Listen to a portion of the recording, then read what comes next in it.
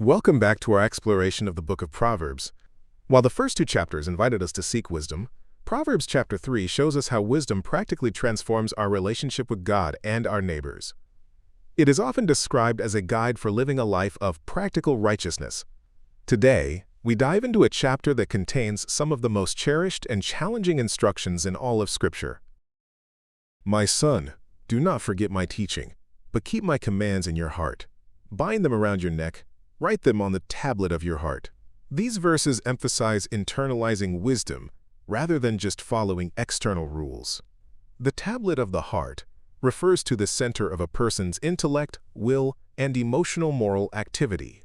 In the biblical world, oral tradition and memorization were vital for survival. Today, we often rely on digital notifications for our ethics. But Proverbs reminds us that true character must be etched deep within the soul. Trust in the Lord with all your heart, and lean not on your own understanding. In all your ways submit to Him, and He will make your paths straight.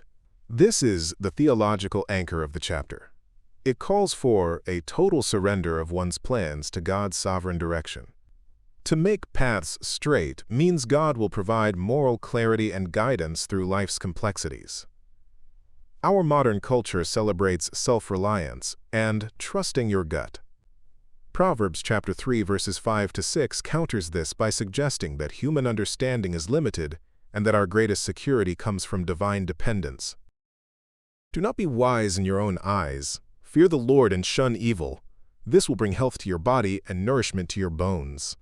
Fearing the Lord is presented as the antidote to prideful self-confidence. There is an interesting link here between psychological/spiritual health and physical well-being, a nourishment that flows from a right relationship with God.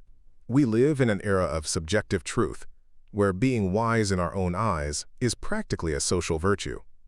Proverbs argues that true health begins with the humility to admit we are not the ultimate source of truth. Honor the Lord with your wealth, with the first fruits of all your crops, then your barns will be filled to overflowing. Wisdom applies even to our bank accounts. First fruits represent giving to God the very best of our production first, acknowledging Him as the source of all provision. In agrarian Israel, this was a literal sacrifice of the earliest harvest. For us today, it challenges the consumer-first mindset, asking if we prioritize our lifestyle or our stewardship. My son, do not despise the Lord's discipline, because the Lord disciplines those He loves, as a father the son He delights in. This passage recontextualizes suffering and correction. Divine discipline is not an act of anger, but evidence of parental love intended to shape character. We often view criticism or hardship as something to be avoided at all costs. Proverbs teaches that a teachable spirit, even under correction, is the mark of true maturity. Blessed is the one who finds wisdom. She is a tree of life to those who take hold of her. Those who hold her fast will be blessed. Wisdom is described as more valuable than rubies, silver, or gold. The tree of life imagery, echoing Eden, suggests that wisdom provides a sustained quality of life that purely material wealth cannot match. In a world obsessed with net worth, Proverbs chapter 3 verses 13 to 18 invites us to measure success by our character worth and our spiritual peace. By wisdom the Lord laid the earth's foundations. By understanding He set the heavens in place. This creation motif shows that the same wisdom we use to manage our daily lives is the very, quote, architectural tool God used to build the universe. To live wisely is to align ourselves with the fundamental order of reality. We often separate our spiritual life from science or the real world. Proverbs insists there is no such divide. God's wisdom permeates every atom and every ethical decision. When you lie down, you will not be afraid. When you lie down, your sleep will be sweet. Wisdom provides an inner sense of straightness that protects the mind from the terror of evil. This security isn't based on physical walls, but on a confidence in the Lord's protection.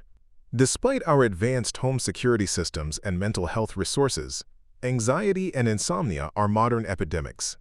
Proverbs chapter 3 verse 24 offers a spiritual peace that allows the soul to rest even in a whirlwind life. Do not withhold good from those to whom it is due. Do not say to your neighbor, Come back tomorrow and I'll give it, when you already have it with you. Wisdom is moral and relational. These final verses condemn apathy, envy, and delay in doing good. They highlight intrinsic retribution. The wicked will face a curse, while the humble receive grace. In ancient villages, communal survival depended on these neighbor ethics. Today, we often default to minding our own business, but Proverbs demands a proactive, generous engagement with those around us. Proverbs chapter 3 is a call to a whole life response to God. It promises that if we place Him at the center, He will make our paths straight. Which path will you walk today? Remember, the fear of the Lord is only the beginning. Join us next time as we continue our journey.